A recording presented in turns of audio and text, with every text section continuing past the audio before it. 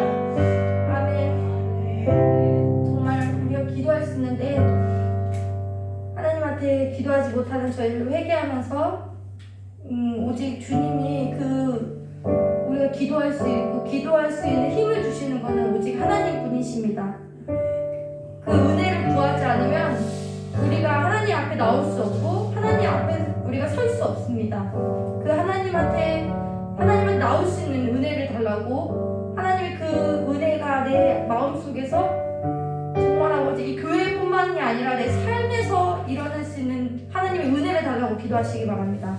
기도하는 마음으로 찬양 드리겠습니다. 오직 예수뿐이네.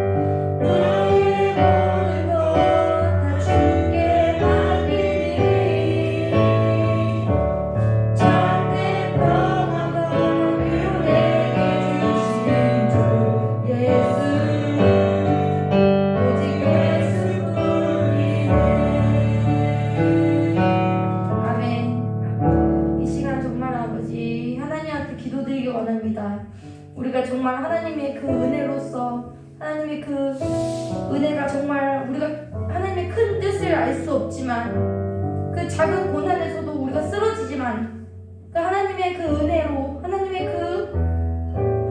우리가 대화하기를 원하시고 하나님은 우리와 말하기를 끊임없이 말하기를 원하세요. 우리가 정말 하나님한테 기도를 드리고 하나님과 대화하는 성도들이 됐으면 좋겠습니다. 이 시간 목사님 나오시기 전에 하나님과 대화하고 하나님과 얘기할 수 있는 우리 성도들을 기도드리기 원합니다.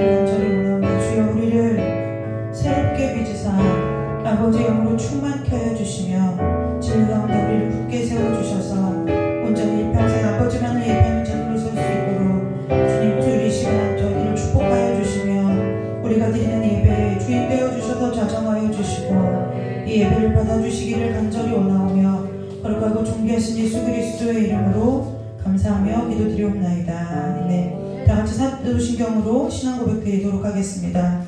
전능하사 천지를 만드신 하나님 아버지를 내가 믿사오며 그 외아들 우리 주 예수 그리스도를 믿사오니 이는 성령으로 잉태하사 동정녀 마리아에게서 나시고 본디오 빌라도에게 고난을 받으사 십자가에 못 박혀 죽으시고 정산지 사흘 만에 죽은 자 가운데서 다시 살아나시며 하늘에 오르사 전능하신 하나님 우편에 앉아 계시다가 저리로서 산자와 죽은 자를 심판하러 오시리라. 성령을 믿사오며 거룩한 공예와 성도가 서로 교통하는 것과 죄를 사하여 주시는 것과 다시 사는 것과 영원히 사는 것을 믿사옵나이다. 아멘.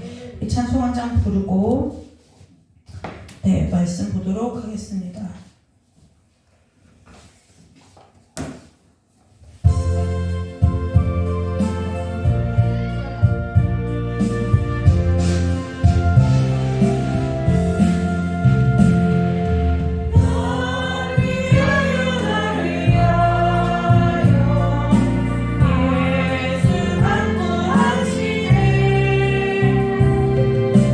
영이 같이 내시나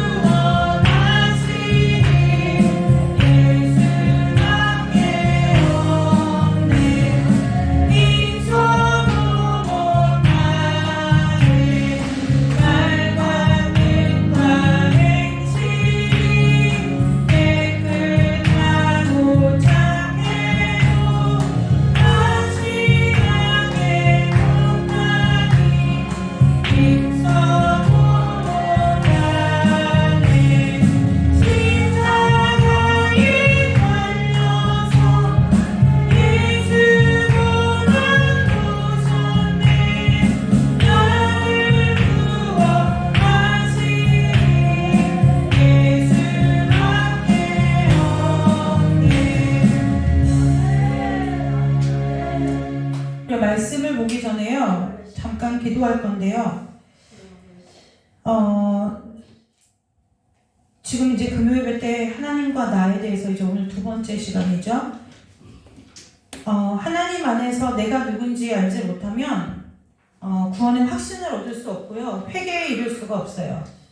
우리 첫 시간에 얘기한 것처럼 회개는 그냥 그저 내가 하나님 잘못 살았습니다. 잘못했습니다. 이것이 반성문 쓰는 게 회개가 아니라고 그랬어요. 회개라는 것은 내 존재가 하나님 앞에 돌이켜져야 되는 것인데 그것은 하나님의 그 성령의 충만함을 받으라 그리하면 회개한다고 했죠. 그래서 오늘 그 하나님과 나에 대해서 이제 그러면 도대체 어떻게 나에 대해서 하나님 안에서 알아갈 것인가 우리가 함께 나누기 전에 저와 여러분이 하나님 안에서 이제 하나님의 아까 우리 전도사님이 얘기한 것처럼 기도를 하든지 기도 가운데 하나님을 만나시든지 말씀 가운데 하나님을 만나시든지 하나님 안에서 우리가 주님의 보혈로 깨끗하게 씻음받은 존재라는 것을 찾아가는 믿음의 여정을 시작하시기를 주님의 이름으로 축복합니다. 네, 그냥 무턱대고 주님이 씻어주셨어 그러니까 된 거야 이것이 아니라는 거예요. 네, 이것이 아니에요. 그래서 저와 여러분이 이 시간에 잠깐 찬송 한 장 부르고 기도할 텐데요. 하나님 안에서 내가 누구인지 알게 해달라고 이 시간에 말씀 가운데 말씀으로 깨닫게 해달라고 잠깐 기도하고 우리 말씀 보도록 하겠습니다.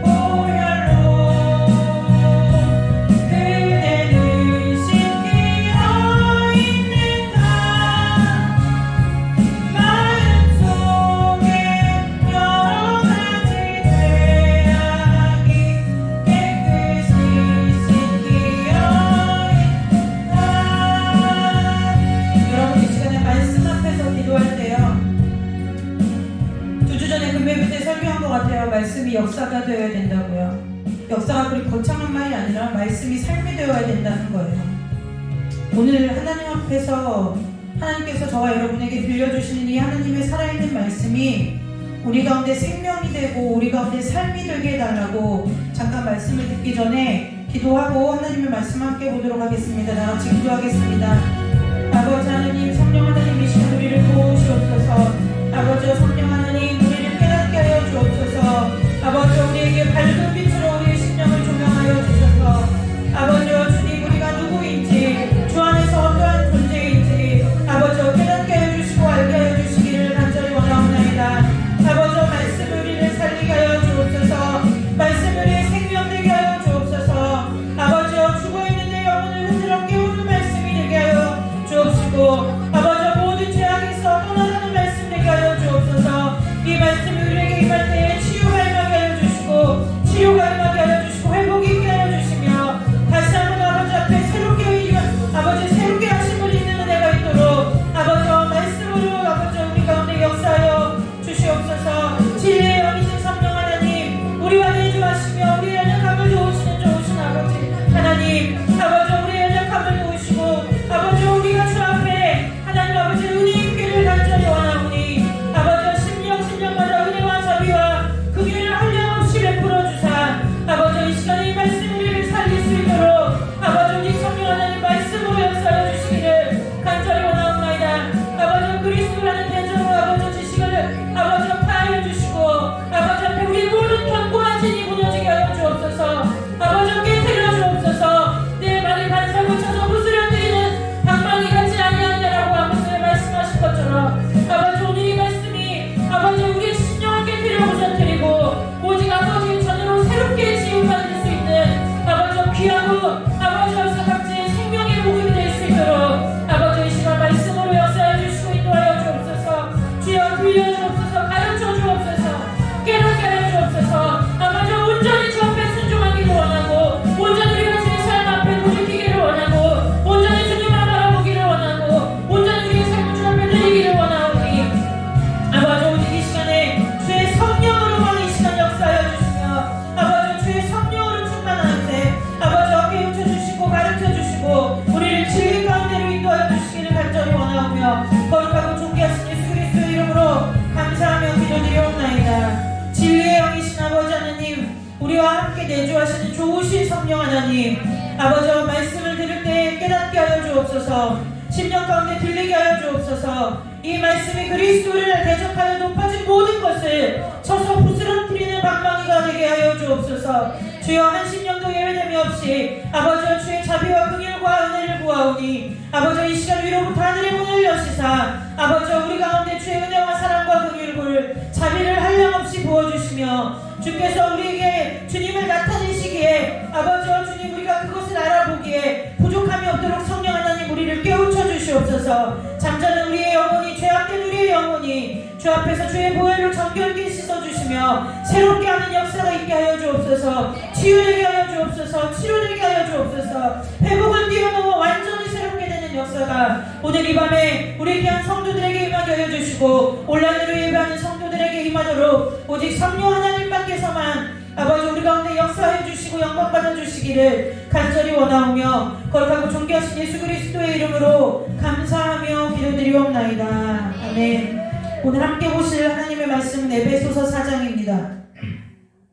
에베소서 4장 17절에서 24절까지 말씀을 우리가 함께 보도록 하겠습니다. 신약성경 에베소서 4장 17절에서 24절까지 말씀입니다. 에베소서 4장 17절에서 24절까지 말씀 우리가 함께 다 찾으셨으면 우리 함께 한 목소리로 합독해서 읽도록 하겠습니다. 그러므로 내가 이것을 말하며 주 안에서 증언하노니 이제부터 너희는 이방인이 그 마음에 허망한 것으로 행한같이 행하지 말라. 그들의 총명이 어두워지고 그들 가운데 있는 무지함과 그들의 마음이 굳어짐으로 말미암아 하나님의 생명에서 떠나 있도다. 그들이 감각 없는 자가 되어 자신을 방탕에 방임하여 모든 더러운 것을 욕심으로 행하되 오직 너희는 그리스도를 그같이 배우지 아니하였느니라. 진리가 예수 안에 있는 것 같이 너희가 참으로 그에게서 듣고 또한 그 안에서 가르침을 받았을진데 너희는 유혹의 욕심을 따라 썩어져가는 구습을 따르는 옛사람을 벗어버리고 오직 너희의 심령이 새롭게 되어 하나님을 따라 의와 진리의 거룩함으로 지으심을 받은 새 사람을 입으라. 아멘. 오늘 함께 보신 이 에베소서 4장 17절에서 24절의 말씀을 가지고 오늘 하나님과 나 두 번째 시간 함께 은혜 나누도록 하겠습니다. 우리가 첫 시간에 대충 이제 우리가 얘기를 객관적인 것을 나누었죠. 그러면 오늘 이 두 번째 시간 하나님과 나 두 번째 시간에서는 지금 우리가 결혼에 대해서 우리가 사랑에 대해서 먼저 우리가 고린도전서 13장을 나누고 우리가 그다음에 사랑 다음에 지금 결혼에 대해서 나누었고 우리가 지금 그 다음에 뭘 하고 있는 거냐면 나 자신을 찾는 것을 지금 하고 있는 거예요. 이것이 왜 그러느냐? 우리가 하나님의 사랑을 받고 하나님의 교회로서의 결혼, 가정 이것을 이루게 될 때에 가장 중요한 것 그리고 신앙의 가장 기초는 무엇이냐면 나 자신이기 때문에 그래요. 아멘. 나 자신이라는 거예요. 저와 여러분이 오늘 성경 읽은 에베소서의 말씀과 같이 심령이 새롭게 되어 하나님을 따라 의와 진리의 거룩함으로 지으심을 받은 새 사람을 입어야 된다는 거예요. 전도사님 여기 모니터 한번 봐주세요. 지금 안 되고 있어요?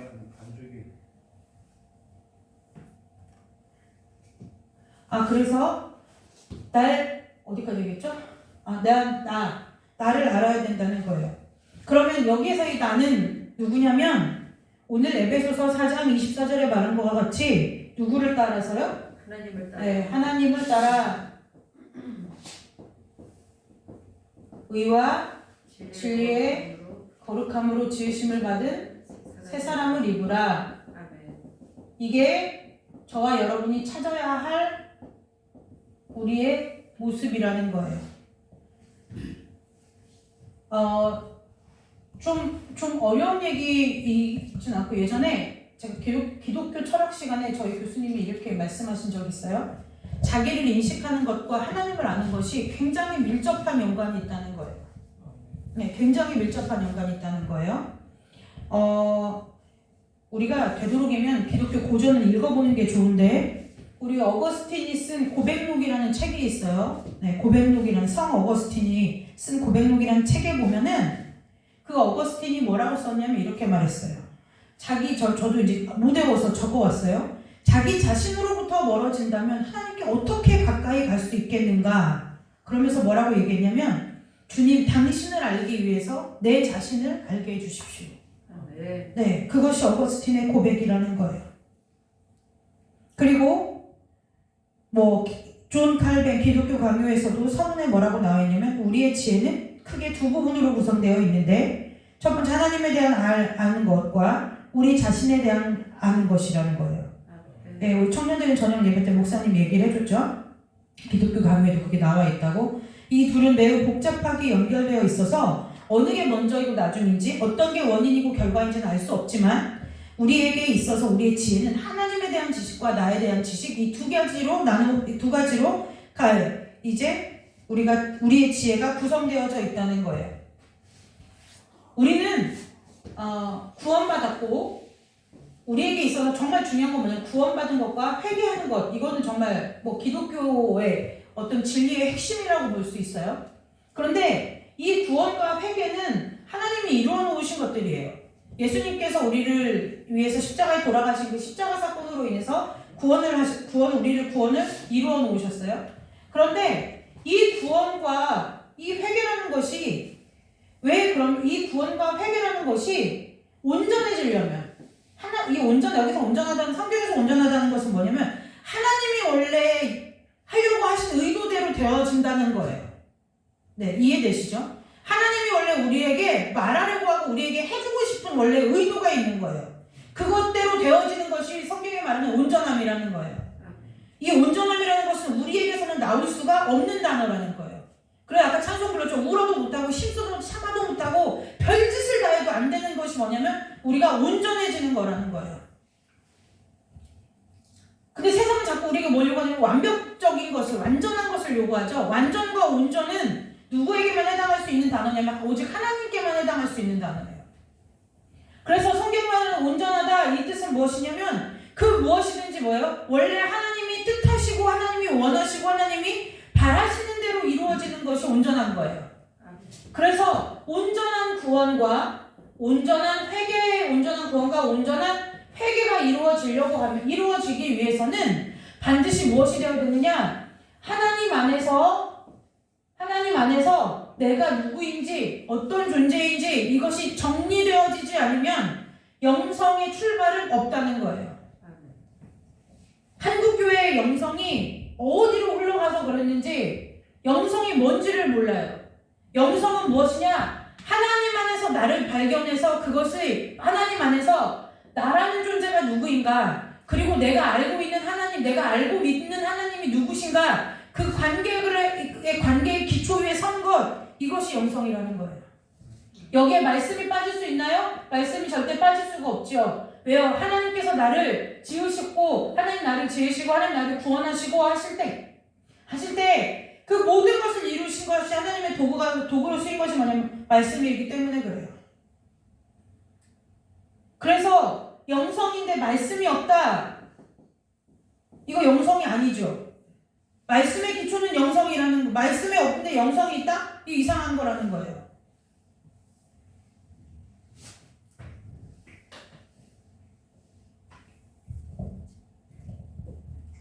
하나님 안에서 온전한 구원과 온전한 회개라는 것은 뭐예요? 우리가 분명히 구원도 무슨 사건이에요? 한 번의 사건이에요. 우리가 날마다 일상에서의 삶에서 내 삶을 돌아보면서 하나님 앞에 우리의 죄를 고백하지만 성경에서 말하는 이 회개라는 것은 무엇이냐? 우리의 잘못을 단순히 인정하고 돌이키는 것이 아니라 내 존재 자체가 하나님 앞으로 돌이켜지는 거라는 거예요. 대표적인 사건이 뭐냐면 바울의 회심. 바울이 옛날에 뭐라고요? 사울이었잖아요. 사울이 뭐 했다고 했어요? 열심히 특심이었다고 그랬어요. 그러면 사울은 원래 유대교 가문에 가말리엘 학문에, 지금으로 말하면 우리나라 지금 요즘 표현으로 말하면 우리가 감히 접근 불가한 금수저 중에 금수저인 거예요. 우리나라의 상위 1%가 아니라 전 세계의 상위 1%. 왜냐면 이 당시 바울이 살던 이 시대에는 이 가말리엘파가 뭐요? 전 세계의 사상계를 주름잡고 있다고 해도 과언이 아닐 정도였어요. 왜? 모든 세계 문명이 중심이었기 때문에요. 그런데 어쨌든 이 사울이 뭐 했어요? 유대교회에서 율법에 능통하였어요. 그래서 뭐 했어요? 매일 뭐 하냐면 예수 믿는 자를 잡아다가 뭐 하는 거예요? 그날도 뭐 하러 가는 거예요? 예수 믿는 사람들 잡으러 간 거예요. 열심히 특심이었어요. 우리 입장에서 볼 때 예수 믿는 사람이 핍박하는 사람이었지만 유대교회에서는 이렇게 열심인 사람이 없는 거예요. 그런데 무엇을 몰라요? 진리를 모르는 거예요. 진리 대신 예수님을 모르는 거예요. 그러니까 뭐 하는 일에 앞장서요? 죽이는 일에 앞장서는 거죠. 죽이는 일에 앞장서는 거예요. 그런데 어쨌든 사울이 다메섹에서 주님을 만나요. 주님을 만나서 뭐 하는 일이 나요? 회심하고 이름이 바울이 되는 사건이 일어나죠. 저 아직도 기억나는 게 제가 주일학교 때 이 사울이 이름이 바울 되었다 그러면서 다메섹에서 회심을 했다. 그런데 그 당시 저희 할머니가 하시던 기도원 이름이 다메섹 기도원이었어요. 그래서 우리 할머니네 기도원에 가서 기도하면 나도 이렇게 이름 바뀌는 줄 알았어요. 그래서 제가 이게 각인되어 있어요. 그런데 이때 이 사울의 회심을 보면 뭐 한 거예요? 존재 자체가 뒤집어진 거예요. 존재 자체가 뒤집어진 거라는 거예요. 우리가 그냥 막 기도원에 가가지고 불러 뭐 알아듣지도 못하는 소리들로 막 울며 불며 떼굴떼굴 구르며 하다가 갑자기 자리를 털고 일어나서 맨정신으로 돌아와가지고 그냥 일상에서 또 혈기대로 살아가는 그 모습이 아니라 사울이 했던 회개가 하나님께서 말하는 이 온전한 회개에 가깝다는 거예요. 어떻게 보면 저와 여러분의 그 삶 가운데 이 회심의 은혜가 있어야 된다는 거예요. 이걸 하려면 어떻게 돼요? 결국 예수님을 만나서 사울이 무슨 말씀을 네가 핍박하는 예수라 이 말씀 듣잖아요. 그 주님의 음성 때문에 사울의 인생이 바뀌는 거예요. 결국 저와 여러분의 인생을 바꾸는 건 약속의 말씀인데 이 말씀이 아까 제가 예배 초반에 얘기한 것처럼 말씀이 삶이 되려면 어떻게 해야 되느냐? 하나님과 나의 관계가 어떤가 이것이 정리되어야 유효하다는 거예요. 네, 그냥 신이면 어떤 정도예요? 아, 내가 저분의 말을 명령을 들으면 순종해야 내가 복을 받고 불순종하면 저주받는다. 여기에서밖에 진도가 안 나가는 거예요. 그런데 하나님 안에서 나라는 존재를 발견하게 되면 이제 무엇하게 돼요? 아까 우리 전도사님이 찬양 인도하면서 그랬죠. 하나님이 우리와 대화하기를 원하신대요. 하나님이 우리와 대화하기를 원하신대요. 그 하나님과 나와 어떠한 관계가 돼요? 서로 대화를 주고받을 수 있는 관계가 된다는 거예요. 무엇 안에서요? 성령 안에서 무엇을 가지고요? 말씀을 통해서요. 성령 안에서 말씀으로 대화할 수 있게 된다는 거예요. 말씀이 결국 무엇이에요? 여러분, 허망한 것을 오늘 에베소서 4장 말씀 있죠? 여기 이방인들에 대해서 얘기가 나오는데요. 여기에서 성경에서 이방인이라고 하는 얘기를 잘 들으셔야 돼요. 예수를 믿지 않는 세상 사람도 이방인이지만 여기서 뭐예요? 예수를 믿노라 하면서도 예수를 제대로 따르지 않는 사람들도 이방인이라는 거예요. 그들이 하는 모든 삶의 현실은 믿지 않는 세상과 다를 바가 없다는 거예요. 4장 17절에 이렇게 말해요. 왜 그렇게 얘기를 하느냐면 그 위에 뭐라고 얘기했어요? 그 위에 성령이 하나 되게 하신 것이 이런 거고 성령이 하나 되게 하신 것을 통해서 어떤 사람은 여러 가지 모양대로 이렇게 부르셔가지고 다 뭐 하는 거예요? 그리스도의 몸된 교회를 세우시려고 하는 거다. 그러니까 뭐예요? 머리까지 그리스도께까지 우리가 믿음으로 사랑 안에서 참된 것을 하여 자라라. 그러면서 뭐라고요? 왜 그렇게 해야 되느냐? 예수 그리스도에게서부터 온 몸이 각 마디를 통해서 도움을 받음으로 연결되고 결합되어 지체의 분량대로 역사해서 그 몸을 자라게 하며 사랑 안에서 스스로 세운다는 거예요. 이것이 성령의 역사라는 거예요. 이 성령이 하나 되게 하신 이것을 하기 위해서 이제 17절 뭐 하라는 거예요? 이런 거 저런 거 하지 말고 17절 18절 너희들 이렇게 살지 말고 뭐예요? 20절에 이렇게 말하죠. 너희는 그리스도를 그같이 배우지 아니하였다는 거예요. 이방인들처럼 배우지 아니하였다는 거예요. 이방인들처럼 탐욕스럽게 남들에게 보여주기 식으로 거짓으로 마음의 욕심을 따라 유혹을 따라 배우지 않았다는 거예요. 그래서 어떻게 하라고요? 그 성령이 하나 되게 하신 것을 지키기 위해서 진리가 예수 안에 있는 것 같이 그렇게 뭐예요? 유혹의 욕심을 따라 썩어져가는 구습을 따르는 옛사람을 벗고 심령이 새롭게 되므로 오늘 뭐예요? 이 모습을 찾아라! 이 얘기를 사도 바울이 말씀을 통해서 하고 있는 거예요. 그래서 성령 충만도요, 그 어떠한 은사도요, 그 어떠한 성령이 하나 되게 하시는 역사도요, 하나님과 나 사이가 세워져 있지 않으면 다 뭐예요? 헛것이라는 거예요. 히브리서에 뭐예요? 한 번 은사를 맛보고도 이 말씀이 있어요. 히브리서에 보면은 제가 지금 급해서 찾지 못하는 주님의 6장 여기 한 번 넘겼는데 이렇게 있어요. 6장 4절에 뭐라고요? 한 번 빛을 받고 하늘의 은사를 맛보고 성령에 참여한 바 되고 하나님의 선한 말씀과 내세의 능력을 맛보고도 타락한 자들은 다시 새롭게 하여 회개하게 할 수 없나니 이는 그들이 하나님의 아들을 다시 십자가에 못 박아 드러내놓고 욕되게 함이라 라고 성경이 가르치고 있다는 거예요. 모든 것의 출발은 하나님과 나 사이 이거라는 거예요. 그리고 하나님께서 우리를 구원하셔서 우리에게 주신 진짜 내 모습, 이것이 뭐예요? 의와 진리의 거룩함으로 지으심을 받은 새 사람이라는 거예요. 저와 여러분에게 이 새 사람을 입는 은혜가 있으시기를 주님의 이름으로 축복합니다. 아멘. 우리가 기독교 고전을 되도록이면 기독교 강요도 읽어보시고 기독교 고전을 읽어야 되는 이유가 뭐냐? 그들의 신앙이 말씀에서 벗어나지 않았기 때문에 그래요.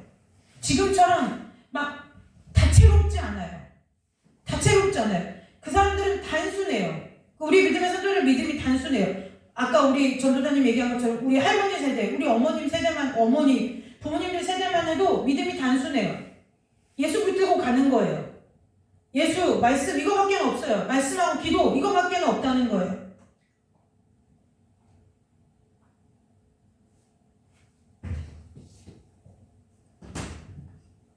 어떠한 예전에 제 이름이 잘 기억 안 나요. 그 어떠한 사람이 이런 얘기를 했어요. 무슨 얘기를 했느냐?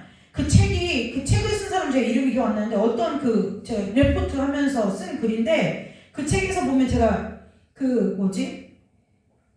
영적 생활, 그러니까 신앙생활에서 일어나는 모든 문제가 어디로부터 출발하느냐? 우리는 죄라고 생각하는데 죄이기 이전에 하나님 안에서 내 자신이 누구인지를 모르는 무지함에서부터 출발한다는 거예요. 나를 모른다는 거예요.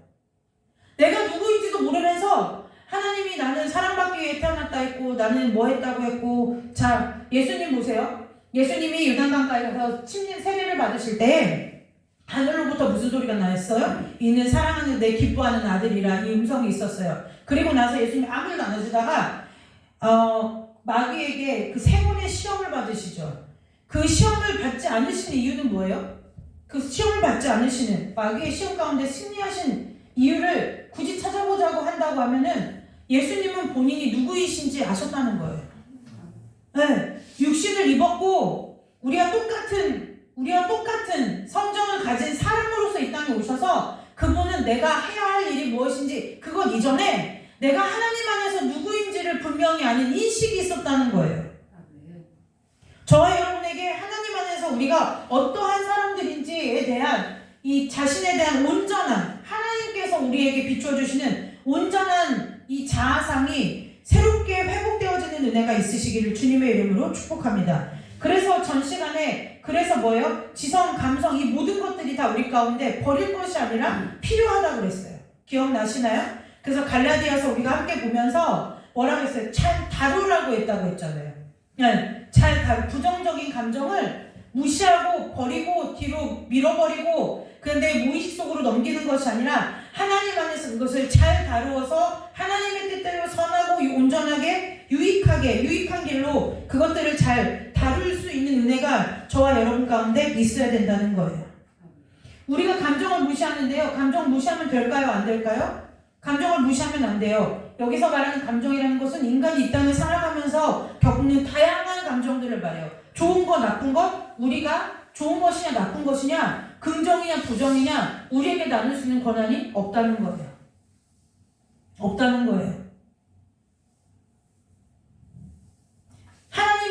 하나님이 감정을 느끼시잖아요. 보시기에 심히 좋았더라. 나사로가 죽었을 때 슬피 우셨더라. 찬송가 되잖아요. 내 주여 뜻대로 주님도 때로는 울기도 하셨네. 우리가 말씀한 것만 보아도 하나님께서 우리를 감정은 더러운 거야. 무슨 제 2의 영지주의도 아니고 뭔가 지식과 이성은 굉장히 좋은 거고 이것은 사람이 만들어낸 사고가 아니지 하나님이 만들어낸 사고가 아니라는 거예요.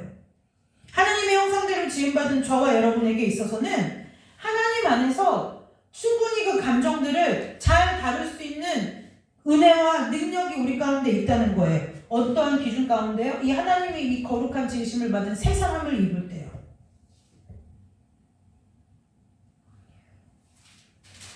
우리의 참 모습이 우리가 이 땅에서 살아가면서 하나님과 나 사이에 하나님 앞에 가장 첫 번째로 그리고 가장 강력하게 하나님 앞에 은혜를 구하여야 할 것이 무엇이냐면 이 모습을 내가 찾게 해달라고 기도하는 거예요. 우리는 늘 뭐예요? 외형적인 것에 바빠요. 기도, 말씀 하지 말라는 게 아니에요? 구제 여러 가지 다양한 신앙적인 행위들이 있어요.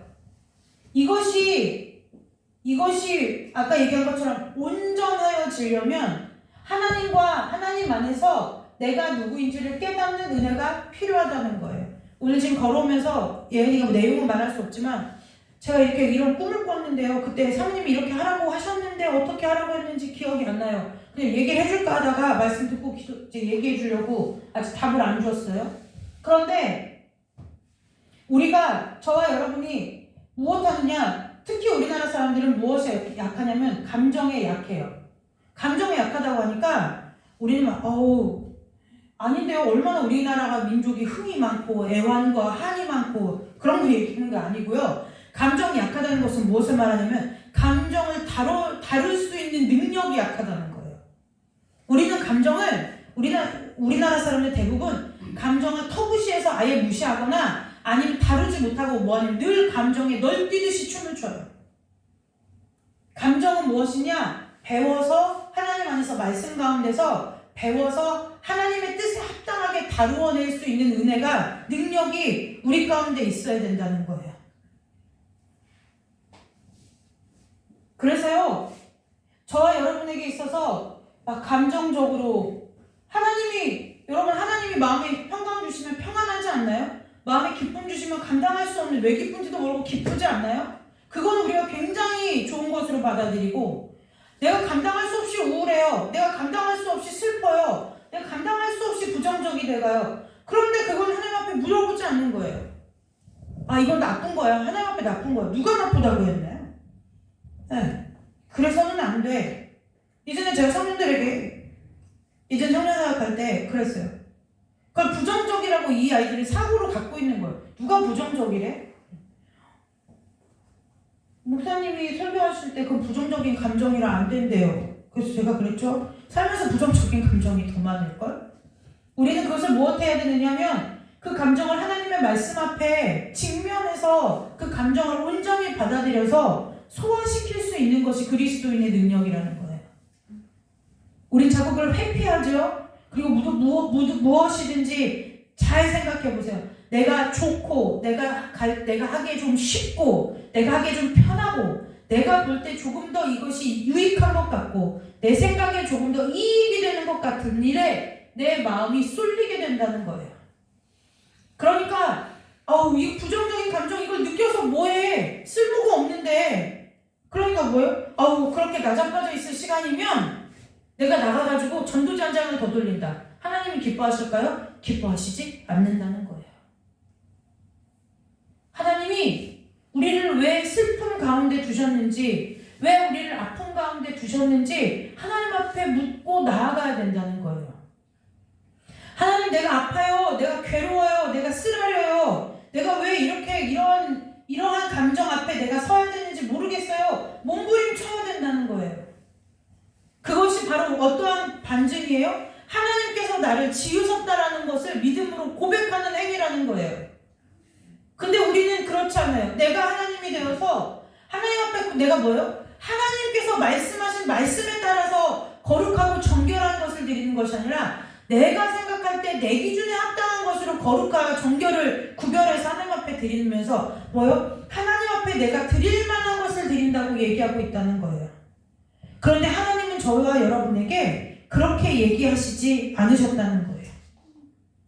우리의 신앙의 최종 목표는 무엇이냐? 하나님을 따라 의와 진리의 거룩함으로 지으심을 받은 새 사람이 되어서 하나님께서 우리의 삶 가운데 펼쳐주신 모든 온전한 은혜들을 누리며 이 땅 가운데서 살아가는 것, 그것이 우리가 이 땅에서 살아가는 그것으로 인해서 하나님 앞에 영광을 올려드리는 것, 그것이 믿는 사람의 삶이라는 것을 기억하시기를 주님의 이름으로 축복합니다.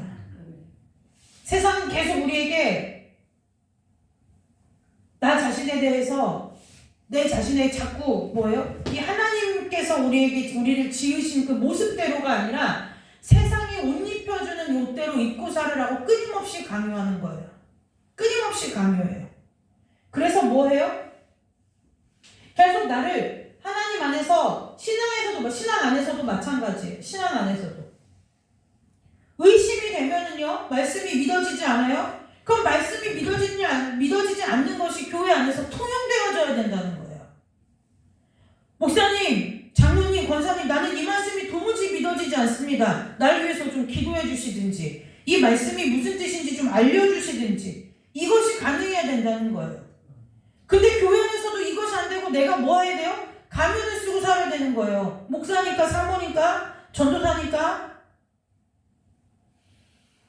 장로님이니까, 권사님이니까. 그래도 내가 교회에 짬밥이 있지. 내가 이거 속 털으면 아무것도 없는 빈 껍데기인 거는 아는데, 여러분 다들 통나에 다 알아요. 죄송스럽지만 저와 여러분이 기도하는 기도의 내용만 들어도 알아요. 제가 오늘 이 얘기를 해야 되겠어요. 한 3, 4주 동안 힘들었어요. 우리 한나전도 다 찬양 듣고 나서 힘들어가지고요. 얘가 힘들구나. 우리 전도사 힘들구나. 막 지치는구나. 이게 막 찬양 가운데 묻어나니까 금요 예배 때 죽겠는 거예요. 사장님이. 근데 제가 어떻게 할까요? 그럼 데려다가 너 왜 그러니? 이렇게 해서 될 일이 아닌 거예요. 답은 어디 있느냐? 한나 전도사가 주님 앞에 서면 끝나는 일인 거예요. 네, 그럼 하나님 앞에 기도하는 거죠. 하나님 만나주세요. 출근길에든 퇴근길에든 만나주시라고 기도를 했어요. 아, 오늘은요 찬양 부르는데 살 것 같은 거예요. 예배 안 드리고 그냥 집에 가도 되겠더라고요. 되겠더라는 거예요. 왜 그럴까요? 우리 모두가 다 마찬가지라는 거예요. 예를 들자니 지금 한나 전도사 얘기를 했지만 한나 전도사뿐만 아니라 우리가 늘 하나님 앞에 서는 연습이 저와 여러분 가운데 있어야 된다는 거예요. 그것이 하나님과 나 사이의 관계를 결정짓는 관건이 된다는 거예요. 여러분, 하나님 없이 느끼는 감정이요? 그래서 제가 청년들에게 항상 얘기해요. 누구를 만나도 너희들 안에 무슨 계획이 있어도 기도하고 하나님께서 느끼고 생각하게 하시는 만큼만 해라. 예은이가 이렇게 물어봤어요. 그럼 그게 어떻게 돼요? 그래서 제가 했죠. 말씀을 읽어라. 말씀을 읽어라. 말씀을 알면 되는 거예요. 그 선이 어디까지예요? 이렇게 물어봤어요. 말씀을 읽으면 되는 거예요. 말씀을 읽으면. 말씀을 읽고 말씀 가운데 하나님을 만나면, 말씀으로 하나님하고 데이트를 하면, 그래서 말씀으로 하나님과 살면 그분이 원하는 것이 무엇인지 알게 된다는 거예요. 쉽지 않아요? 쉽잖아요.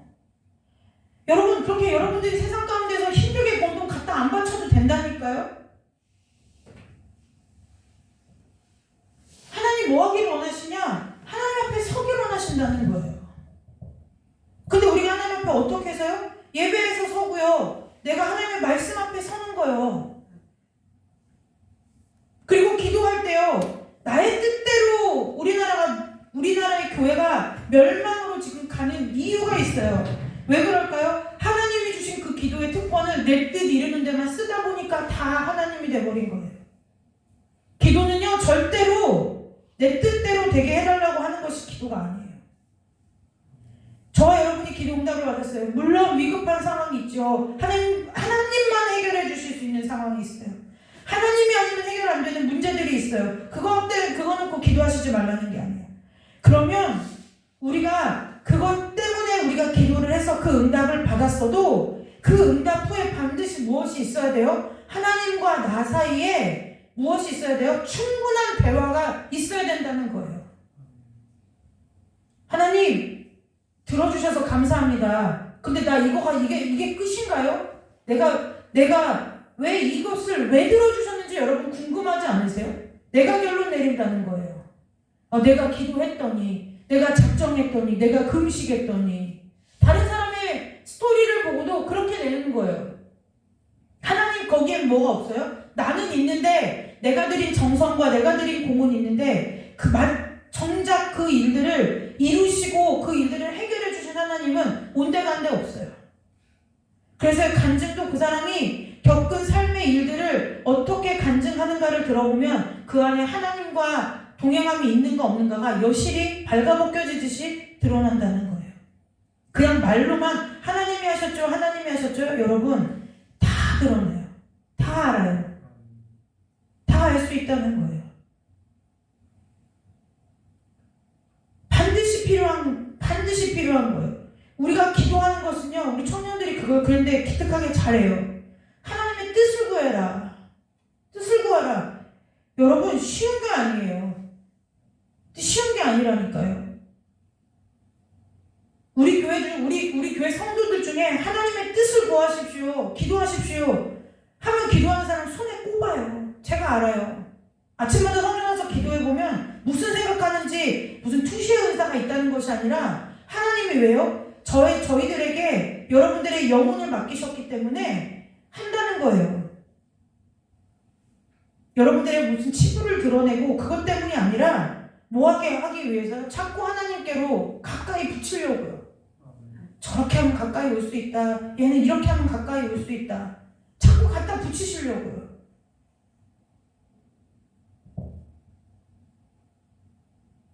저와 여러분의 삶 가운데 이 하나님과 나와의 관계가 밀착되어져 있지 않으면, 진리의 말씀 안에서 성령으로 밀착되어 있지 않으면 우리의 신앙은요, 여지없이 매일 순간마다 흔들린다는 거예요. 말씀을 안 듣는 게 아니에요? 예배 안 드리는 게 아니에요? 헌금생활, 신앙생활 안 하는 게 아니에요? 하는데 흔들린다는 거예요. 여러분, 우리가 부부, 우리가 하나님을, 예수님을 우리가 신랑이라고 그러죠? 가정에서 부부관계를 생각해 보시라고요. 부부간의 사이가 돈독한 이 부부 커플들이 있는가 하면 대면대면한 커플들이 있어요. 아이들이 받는 그 정서적인 그 환경은요, 여파는 전혀 다르다는 거예요. 전혀 다르다는 거예요. 우리에게도 세상은 뭐라고 말해요? 거짓된 모습으로 살으라 그래요. 심지어는 교회 안에서도 거짓된 모습으로 살으라는 거예요. 여러분, 직분이 중요할까요? 우리의 영혼의 구원이 중요할까요? 우리 구원이 더 중요한 거예요.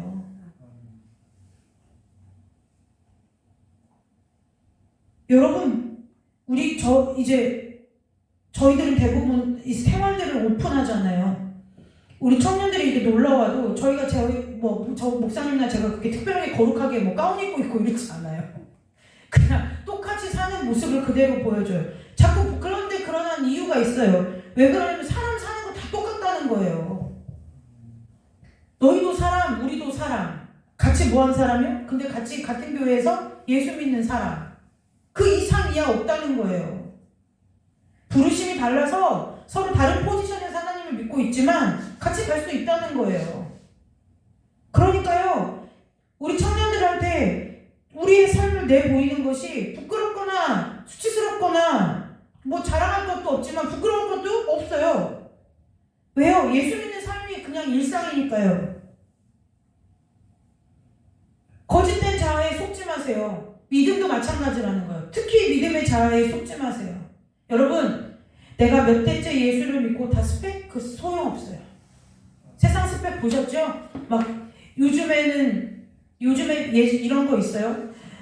예전에 저희 대학 때만 해도 자격증 시대라고 해갖고 자격증이 많으면 이력서 꽉 채울 수 있어가지고 자격증을 따던 시대가 있었어요. 그때 땄던 자격증들이요, 지금 하나도 못 써먹어요. 하나도 못 써먹어요. 스펙이 중요하냐? 그렇지 않아요. 스펙은 단순하게 외적으로 그 사람을 볼 수 있는, 좀 판가름할 수 있는 기준이야 되겠지만 그 사람의 능력을 온전히 아는 데까지는 턱없이 부족하다는 거예요. 여러분, 예수님을 4대 믿고 5대 믿고 아무 소용없어요. 오늘 나와 예수님과 나와 주님과의 관계가 온전하여지느냐, 그것이 제일 중요하다는 거예요. 아멘. 여러분, 신앙을 잘 물려주고 싶으세요? 우리나라가 한국교회가 그것이 제가 다 틀리다 이건 아니지만 다 맞는 말도 아니에요. 기도하는 모습을 어머니의 기도하는 모습을 보고 우리 자녀들이 배웁니다. 기도하는 것도 배우고요, 혈기 부리는 것도 같이 배워요. 기도하고요, 부부싸움하는 것도 같이 배워요. 부부싸움의 기술과 기도하는 예배하는 기술을 같이 배우죠. 왜 그럴까요? 온전한 저 은혜가 없기 때문에 그래요. 근데 우리 부모님 세대는 어쩔 수 없었어요. 왜요? 먹고 살기가 바쁜 시대였어요. 먹고 살기가 바쁜 시대였어요. 내가 노력하지 않으면 거저 얻을 수 있는 것이 아무것도 없는 시대였어요. 그랬을 때 하나님이 얼마나 공평하시냐면, 그런 우리 부모님들 세대에는 어떠한 시대를 주셨냐면 노년이라는 시간을 주신 거예요. 그래서 모든 하던 일에서 사회적으로 은퇴하고 내 몸이 육신이 쇠약하여 갈수록 여러분, 때로는 몸이 아프면 예배 자리에 나올 수도 없어요. 여러분들의 삶 가운데 실제로 그 일이 일어나요. 일어나는 날이 가까워 와요. 그런데 여러분, 하나님과 나와 이 사이가 관계가 강건하면은요, 우린 하나님을 어디서나 예배할 수 있어요. 그리고 하나님 안에서 어디서든 은혜 받을 수 있어요. 때로는 내가 치매 걸려서 찬송도 다 잃어버리고 사도신경도 잃어버리고 예수님 엄마 예수님 알아? 아빠 예수님 알아? 그럼 걔가 누구냐? 이렇게 말할 치매에 걸렸다 할지라도 걱정하지 마세요. 주님이 우리를 손바닥에 새겼어요. 하나님이 우리를 그렇게 사랑하시는데 그 하나님의 사랑 앞에 그 무엇이 더 필요해서 우리가 헤매고 있느냐는 거예요. 그 하나님 앞에 뭘 자꾸 가리냐고, 뭘 자꾸 치장하고 꾸미냐는 거예요. 주님은 뭐 하라 그래요? 있는 모습 그대로 나오라는 거예요. 그래서 건강한 부부상은 어떤 거예요? 성경적으로 건강한 부부상은 부부간에 서로 외모나 그 어떤 것이 나이가 먹어가고 세월의 흐름에 따라 변하고 달라질지라도 그 모습을 다 온전히 품어줄 수 있는 것, 그것이 진짜 성경이 말하는 결혼이고 부부라는 거예요. 그것 아니면 세상 사람이라고 해도, 성경에서 말하는 세상이라고 해도 전혀 문제가 없어요. 이상하지 않다는 거예요. 여러분, 다른 일에 힘쓰지 마시고 하나님을 따라 의와 진리의 거룩함으로 지으심을 받은 새 사람을 입기 위해서 하나님의 은혜 가운데 머무시는 일에 힘쓰시기를 주님의 이름으로 축복합니다. 아멘. 그래서 거짓 자아에 속지 마셔야 돼요. 그 거짓 자아가 뭐냐? 여러분들이 믿음을 저와 여러분이 우리가 신앙생활 할 때 자꾸 뭘 둘러요. 이렇게 뭘 둘러요.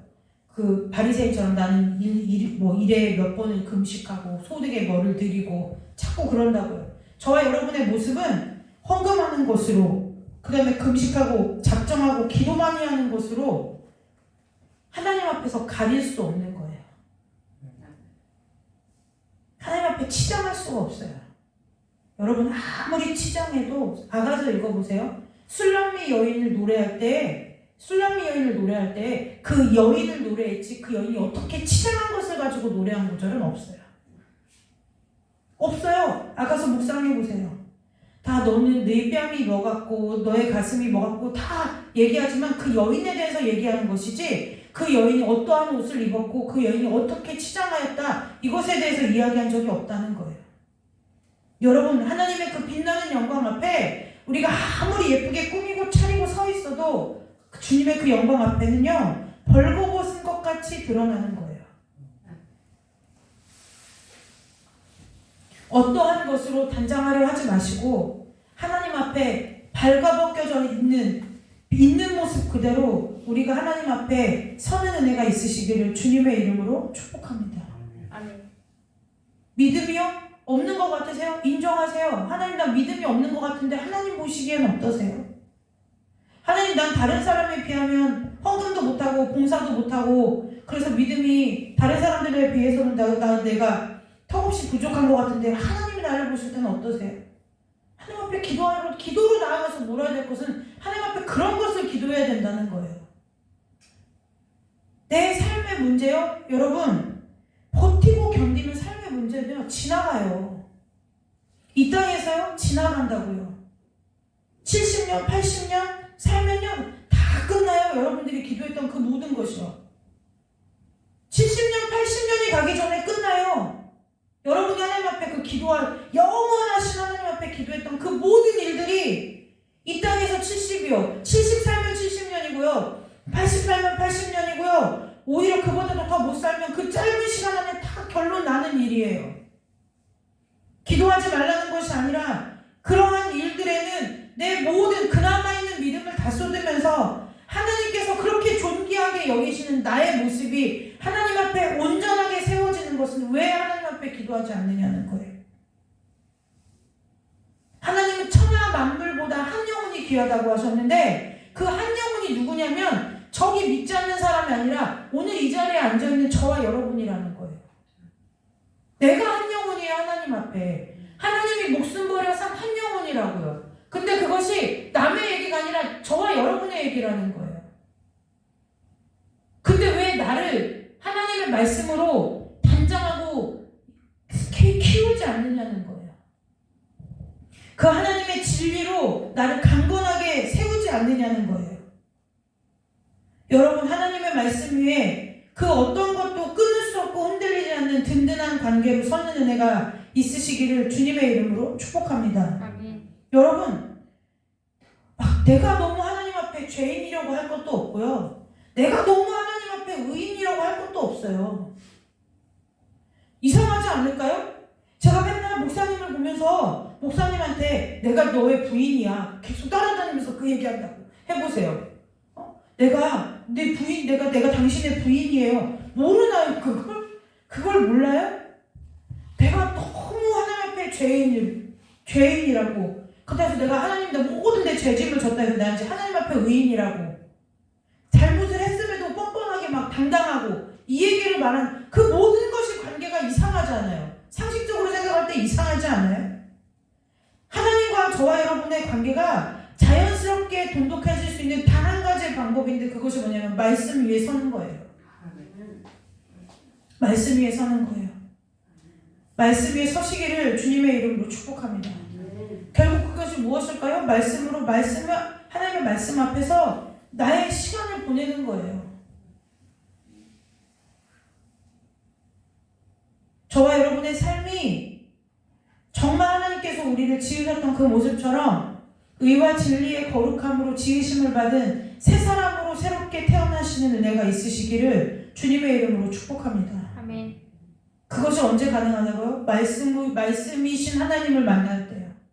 오늘 이 밤이 말씀이신 하나님을 만나서 우리가 새롭게 변화받는 밤이 되시기를 주님의 이름으로 축복합니다. 기도하겠습니다. 하나님,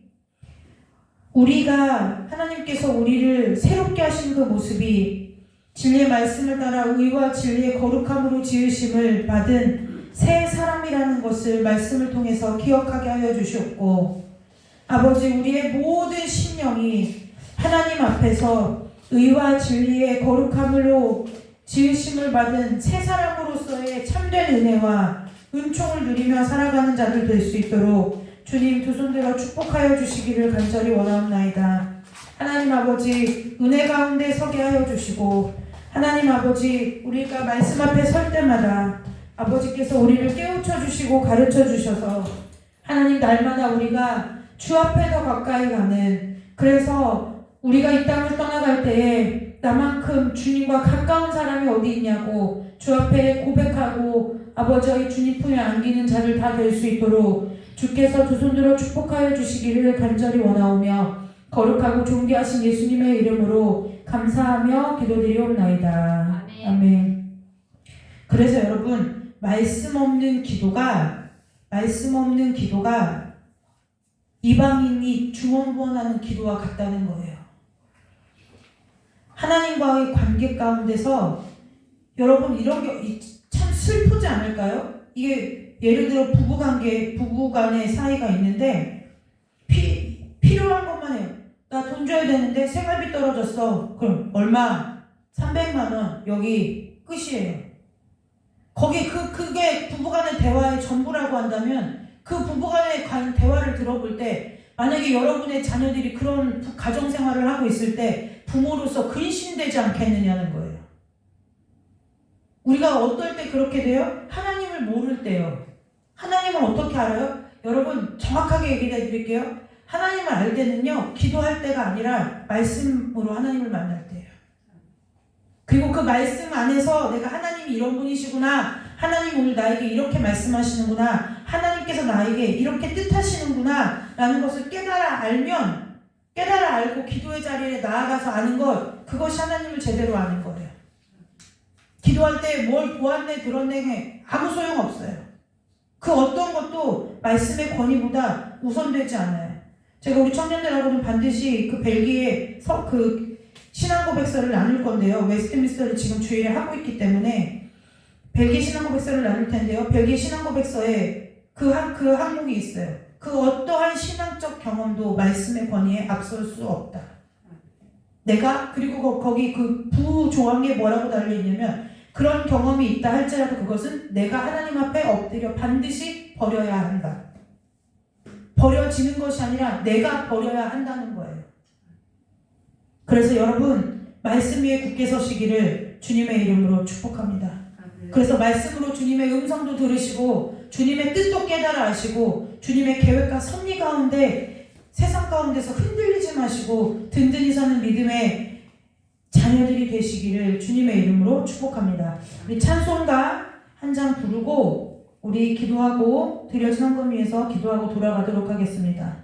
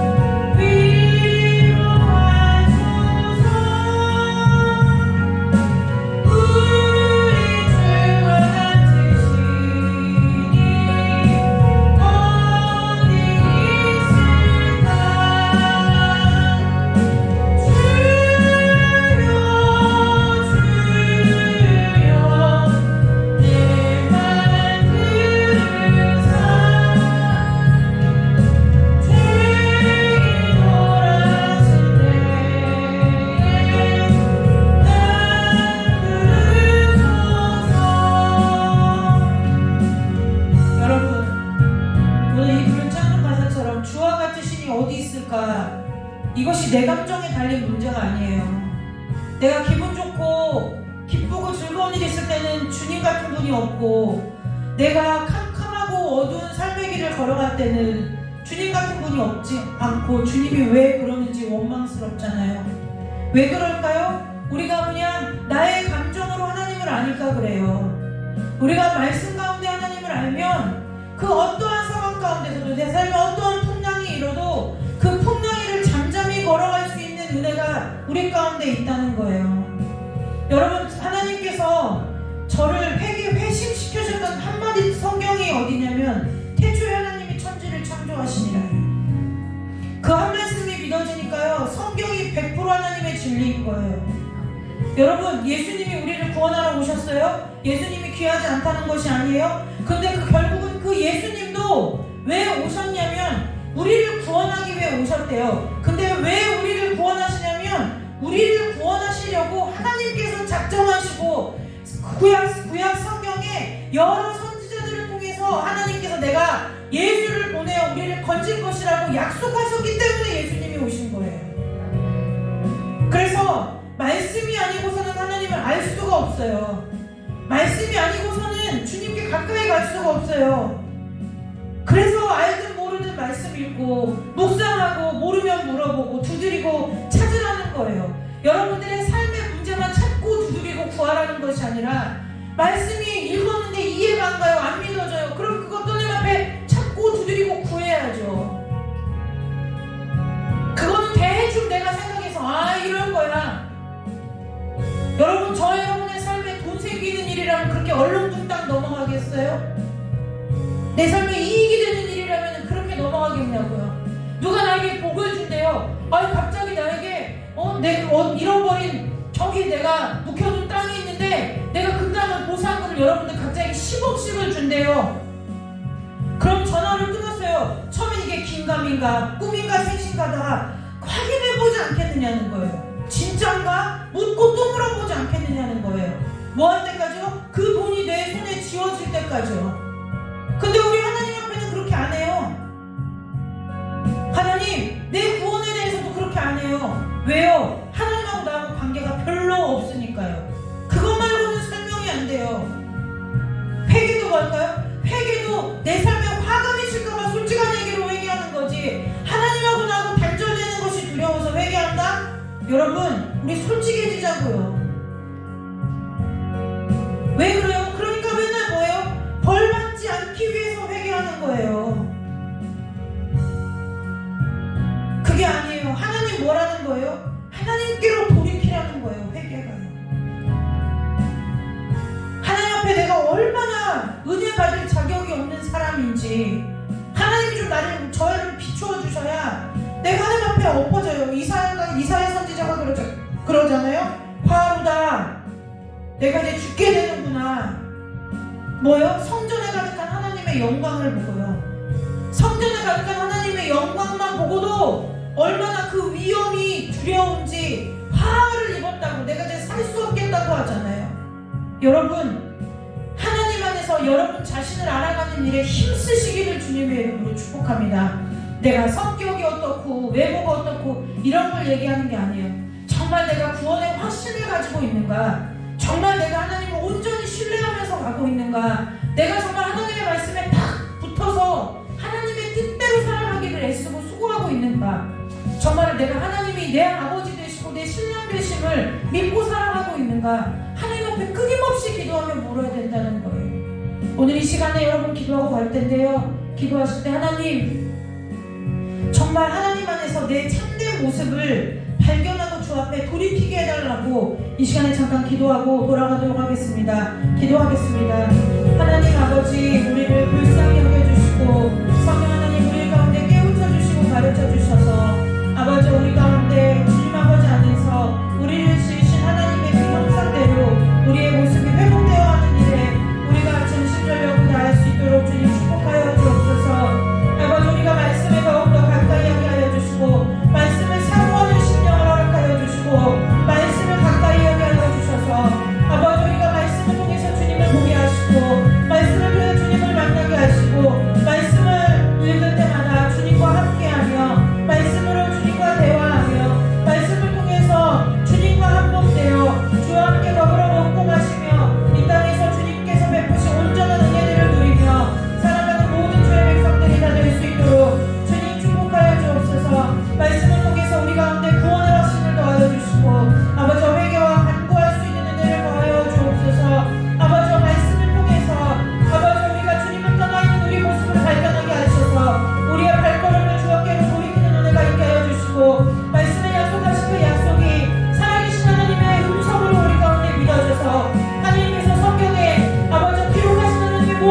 주의 말씀이 하나도 땅에 떨어지지 아니하고 우리 귀한 성도들의 삶 가운데 그대로 응하는 역사가 있도록 아버지 우리를 인도하여 주시고 아버지 우리 가운데 은혜를 더하여 주시기를 간절히 원하옵나이다.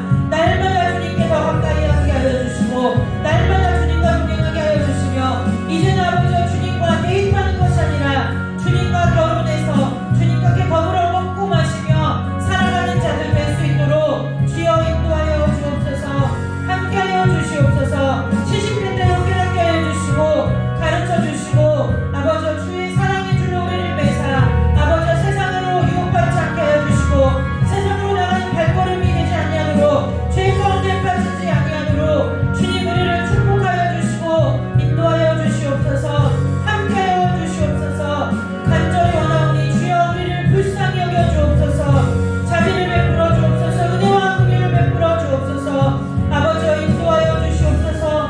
주여 함께하여 주시옵소서. 아버지 날마다 삶 가운데 70대대로 깨어나게 하여 주옵소서.